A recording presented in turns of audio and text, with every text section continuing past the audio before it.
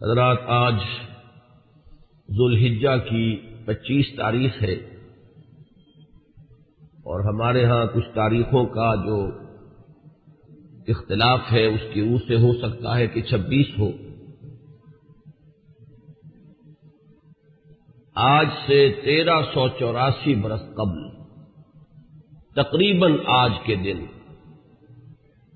حضرت عمر فاروق رضی اللہ تعالی عنہ پر قاتلانہ حملہ ہوا تھا، اس لیے کہ بعض روایات میں 26 ذی الحجہ کا تعین ہوا ہے اور بعض میں الفاظ یہ آئے ہیں کہ ذوالحجہ کے 4 دن باقی تھے جس دن کے حضرت عمر رضی اللہ تعالی عنہ پر یہ قاتلانہ حملہ ہوا۔ حج سے واپسی کو ابھی چند ہی دن ہوئے تھے اور اسی سفر حج کے دوران حضرت عمر رضی اللہ تعالی عنہ نے ایک موقع پر زمین پر لیٹ کر اور ہاتھ آسمان کی طرف پھیلا کر اللہ سے دعا کی تھی کہ پروردگار، میری ذمہ داریاں بہت بڑھ گئی ہیں، اب میرے اعضاء میں ضعف ہے، میں کمزوری محسوس کر رہا ہوں، رعیت بہت بڑھ گئی ہے جس کی ذمہ داری ہے، تو مجھے تو اپنے پاس بلا لے اور اٹھا لے اس سے پہلے کہ میں اپنی ان ذمہ داریوں کے بارے میں مسئول بن جاؤں اور ان کا حق ادا نہ کر سکوں۔ تو روایات میں آتا ہے کہ اس کے بعد چند ہی دن اس دنیا میں انہوں نے بسر کیے ہیں، اس کے بعد یہ قاتلانہ حملہ ہوا۔ 3 دن آپ زندگی اور موت کی کشمکش میں مبتلا رہے ہیں۔ ابو لولو فیروز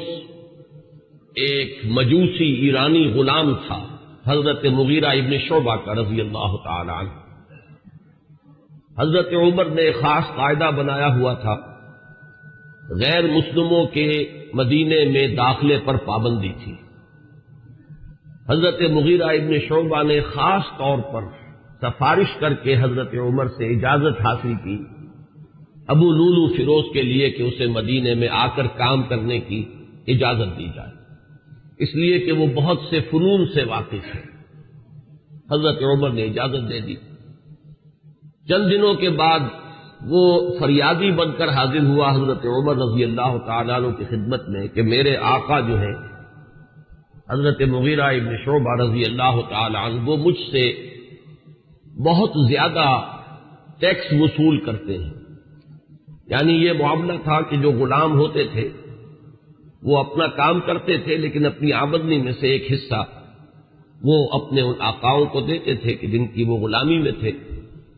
تو حضرت مغیرہ ابن شعبہ نے جو مقدار مقرر کی 2 درہم روزانہ، اس پر اس نے احتجاج کیا کہ یہ بہت زیادہ ہے۔ حضرت عمر رضی اللہ تعالیٰ عنہ نے اس سے سوال کیا کہ تم کیا کیا کام جانتے ہو؟ جب اس نے گنوائے کہ میں یہ کام جانتا ہوں تو حضرت عمر نے فیصلہ کیا کہ پھر یہ 2 درہم روزانہ زیادہ نہیں۔ اس پر وہ بہت غضبناک ہوا۔ حضرت عمر نے بھی اس سے ایک فرمائش کی کہ میرے لیے ایک ایسی چکی بنا دو جو ہوا سے چلتی ہو اور وہ آٹا پیسے۔ تو اس نے اسی غصے میں یہ کہا کہ ہاں، آپ کے لیے تو میں ایسی چکی بناؤں گا جس کی یاد رہتی دنیا تک باقی رہے۔ اس پر حضرت عمر نے جب وہ چلا گیا تو جو لوگ مجلس میں حاضر تھے ان سے آپ نے فرمایا کہ یہ شخص مجھے قتل کی دھمکی دے گیا ہے۔ لیکن نوٹ کیجئے کہ اسلام نے جو نظام دیا ہے نوع انسانی کو، وہ نظام جو محمد الرسول اللہ صلی اللہ علیہ وسلم نے عطا فرمایا، اور جیسا کہ میں نے بارہا عرض کیا ہے کہ اگر اس کو پوری طرح شباب میں دیکھنا ہو، للی ان بلوم جسے کہتے ہیں انگریزی میں، ایک پھول پوری طرح کھل گیا ہو، اگر وہ نظام اس کیفیت میں آپ دیکھنا چاہیں تو وہ در حقیقت خلافت عمر فاروق کا دور ہے رضی اللہ تعالی عنہ۔ وہ تمام خصائص، وہ تمام برکات جو اس نظام میں ہیں، نظام عدل اجتماعی، وہ اپنے نقطۂ عروج پر نظر آتے ہیں حضرت عمر فاروق رضی اللہ تعالی عنہ کے عہد خلافت میں۔ اسی نظام کا ایک پہلو یہ بھی ہے کہ انسان طبعاً آزاد ہے، اس کی آزادی پر کوئی قدغن، کوئی بندش بغیر کسی ثبوت کے نہیں لگائی جا سکتی۔ خود حضور صلی اللہ علیہ وسلم کے زمانے کا ایک واقعہ ہے کہ کسی شخص کو، مدینے کے کسی شخص کو کسی شبہ میں گرفتار کیا گیا۔ حضور خطبہ دے رہے تھے کہ ایک شخص نے کھڑے ہو کر کہا کہ میرے پڑوسی کو کس جرم کی پاداش میں گرفتار کیا گیا۔ حضور نے اعراض فرمایا، اس کی بات کا نوٹس نہیں لیا، دوسری طرف آپ نے رخ کر لیا، وہ ادھر پھر آ گیا، اس نے پھر سوال کیا تو حضور نے فوراً حکم دیا کہ اس کو رہا کر دیا جائے۔ یعنی یہ کہ اگر کوئی ثبوت موجود نہیں ہے تو معلوم ہوا حضور صلی اللہ علیہ وسلم کے اس طرز عمل سے کہ پھر واقعتاً اس کو گرفتار رکھنا، اسیری میں رکھنا، محبوس رکھنا پھر یہ صحیح نہیں ہے، بلکہ اس کو رہا کر دیا جانا چاہیے۔ یہی معاملہ ہمیں نظر آتا ہے اپنی اس آخری تکمیلی شان میں کہ حضرت عمر یقین کے ساتھ یہ بات کہہ رہے ہیں کہ یہ شخص مجھے قتل کی دھمکی دے گیا ہے، اور عمر فاروق رضی اللہ تعالی عنہ کوئی عام انسان نہیں ہے۔ 10 برس سے زائد عرصہ ہو چکا ہے کہ اسلام کی چکی جو چل رہی ہے تو اس کے مرکز جو ہے اس کے، جیسے کہ میں نے مثال دی تھی کہ حضرت علی رضی اللہ تعالی عنہ نے جب ایک موقع پر فارس کے محاذ پر، ایران کے محاذ پر صورتحال کچھ مخدوش ہو گئی تھی تو حضرت عمر نے یہ ارادہ کیا تھا کہ وہ خود محاذ پر جائیں اور مسلمان افواج کی کمان خود کریں، تو حضرت علی نے مخالفت کی تھی اور انہوں نے مشورہ دیا تھا اور یہ الفاظ فرمائے تھے کہ آپ کا اپنی جگہ سے ہل جانا یہ تو پورے اس نظام کے درہم برہم کرنے کا سبب بن سکتا ہے، اور یہی تشبیہ دی تھی کہ چکی اسی وقت تک چلتی ہے جبکہ اس کی وہ کلی اپنی جگہ پر قائم رہے۔ تو آپ کی مثال تو اس پورے نظام کے لیے اس کلی کسی ہے۔ تو 10 برس تک وہ چکی جو ہے گھوم رہی تھی اسی شخصیت کے گرد، اور کتنے فتوحات کا دائرہ کہاں سے کہاں تک پہنچا تھا۔ اتنی بڑی کوئی سلطنت اس سے پہلے تاریخ انسانی میں کبھی وجود ہی میں نہیں آئی تھی، لیکن یہ کہ اس کے باوجود کہ اتنی عظیم سلطنت کے ذمہ دار ترین فرد ہیں حضرت عمر، میں حاکم کا لفظ استعمال نہیں کرنا چاہتا اس لیے کہ یہ لفظ بھی ہمارے اس نظام عدل اجتماعی کے ساتھ مناسبت نہیں رکھتا،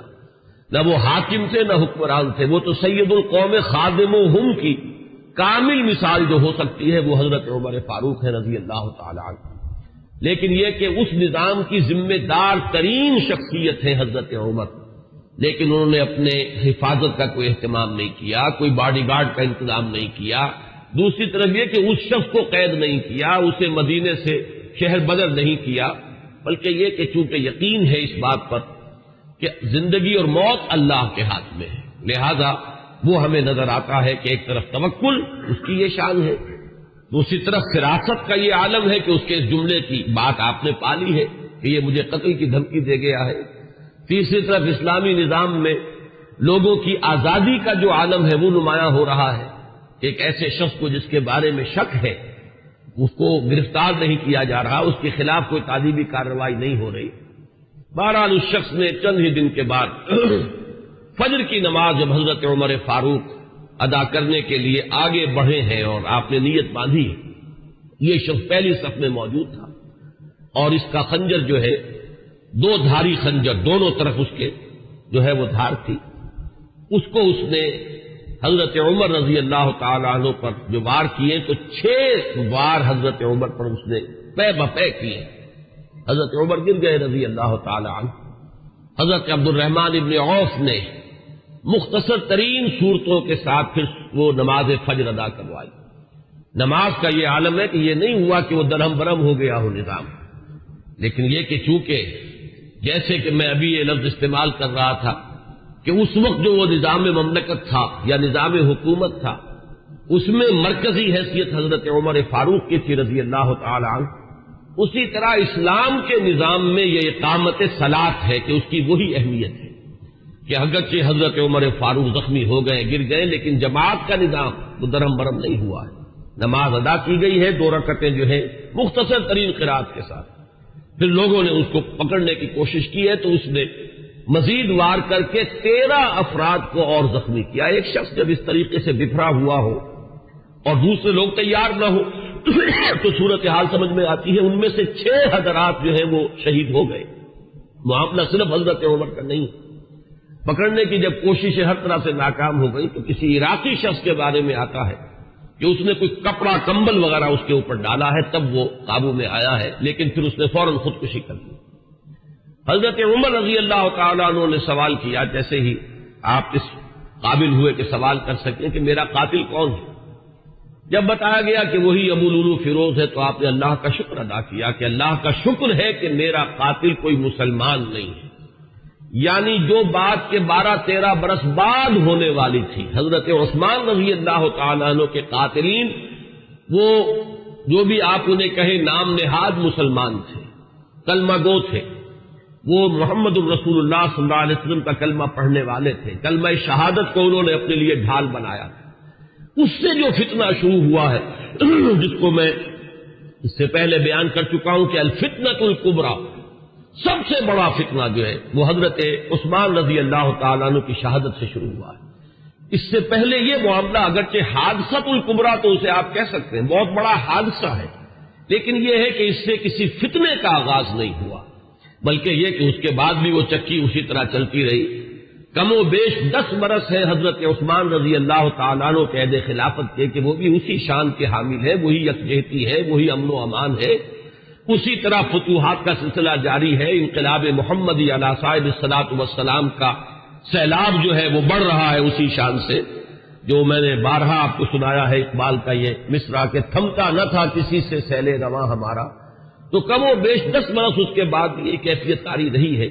تو اس سے کسی بڑے فتنے کا آغاز نہیں ہوا۔ حضرت عمر رضی اللہ تعالیٰ عنہ پر یہ قاتلانہ حملہ ہوا ہے 26 یا یہ کہ 25، 26، 27 ان میں سے کوئی تاریخ ہوگی، 4 دن بقایا تھے۔ اب اگر 30 کا مہینہ ہو تو اس کی تاریخ اور بن جائے گی، 29 کا ہو تو کچھ بدل جائے گی، تقریباً وہ آج کا دن ہی پڑتا ہے، اور یہ ہے سن 23 ہجری۔ انتقال ہوا ہے تو پھر تدفین جو ہوئی حضرت صہیب رومی رضی اللہ تعالی عنہ کے بارے میں وصیت تھی کہ وہ میری نماز جنازہ ادا کریں، اس کی امامت کریں، تو یکم محرم الحرام سن 24 ہجری کو تدفین ہوئی ہے۔ تدفین کا یہ واقعہ بھی بڑا اہم ہے، اور آپ سب حضرات کے علم میں ہوگا کہ حضرت عمر نے اپنے صاحبزادے عبداللہ ابن عمر رضی اللہ تعالی عنہما کو بھیجا حضرت عائشہ کی خدمت میں کہ میری بڑی خواہش ہے کہ آپ کے حجرے میں میں دفن ہو جاؤں جہاں محمد الرسول اللہ صلی اللہ علیہ وسلم اور حضرت ابوبکر صدیق رضی اللہ تعالی عنہ مدفون تھے۔ حضرت عائشہ نے فرمایا، اور اس سے جو مقام ان کی نگاہ میں تھا حضرت عمر کا وہ بھی ظاہر ہوتا ہے کہ کس طرح انہوں نے اثار کیا ہے، کس قدر ان کے لیے یہ مرحلہ کٹھن ہوگا فیصلے کا کہ اس حجرے میں صرف ایک قبر کی جگہ اور تھی۔ حضرت عائشہ نے فرمایا ام المومنین رضی اللہ تعالی عنہا کہ یہ جگہ میں نے اپنے لیے مخصوص کی ہوئی تھی، میں چاہتی تھی کہ میں خود یہاں دفن ہوں، اور اس میں کوئی حرج نہیں تھا، اس لیے کہ حضور دفن تھے وہاں، وہ آپ کے شوہر تھے، حضرت ابوبکر دفن تھے، وہ ان کے والد تھے، لیکن میں عمر کو اپنی ذات پر ترجیح دیتی ہوں، لہذا میں اجازت دیتی ہوں کہ حضرت عمر کو وہاں دفن کر دیا جائے۔ جب حضرت عمر کے پاس واپس آئے حضرت عبداللہ ابن عمر اور آپ نے پوچھا ہے کہ کیا جواب لائے، اور جواب دیا گیا کہ اجازت ہو گئی ہے، تو فرمایا کہ یہ آخری آرزو تھی زندگی کی، اللہ کا شکر ہے کہ وہ پوری ہو گئی۔ یہ جو حادثہ فاجعہ ہے، جہاں تک اس کے تاریخی پس منظر کا تعلق ہے وہ میں نے بارہا بیان کیا ہے، اور وہ در حقیقت سمجھ میں آتا ہے فلسفہ انقلاب کی روشنی میں۔ اگر فلسفہ انقلاب سامنے ہو تو یہ تمام واقعات جو ہے آئسولیٹڈ ایونٹس کی حیثیت سے پھر سامنے نہیں آتے، علیحدہ علیحدہ واقعات اور حوادث نہیں ہے، بلکہ یہ کہ ان کے مابین ایک ربط جو ہے وہ سامنے آ جاتا ہے۔ یہی فرق ہے تاریخ اور فلسفہ تاریخ میں۔ تاریخ اپنی جگہ ایک شعبہ علم ہے، اور فلسفہ تاریخ اپنی جگہ ایک مستقل فن ہے۔ تاریخ میں واقعات جو ہے وہ پیش نظر ہوتے ہیں، اور فلسفہ تاریخ جو ہے وہ ان واقعات کا پس منظر، ان کے اسباب و علل، ان کے عواقب و نتائج، پھر ان کے مابین ربط اور تعلق جو ہے وہ ان کو تلاش کرتا ہے۔ ظاہر بات ہے کہ اس دنیا میں جو حوادث رونما ہوتے ہیں، جو واقعات ہیں، کوئی نہ کوئی ان کے اسباب کا سلسلہ ہوتا ہے، کہ جیسے آپ کو معلوم ہے کہ فساد خون ہے تو پھوڑا کہیں ادھر نکل آیا، کہیں ادھر نکل آیا، کہیں ٹانگ پہ نکل آیا، کہیں بازو پر نکل آیا، تو وہ علیحدہ علیحدہ پھوڑے نظر آتے ہیں، لیکن یہ کہ ایک طبیب جانتا ہے کہ در حقیقت یہ ایک ہی مرض ہے جس کا کہ یہ ظہور ہو رہا ہے، سبب ایک ہے، یہ سلسلہ اندر جو ہے جڑا ہوا ہے۔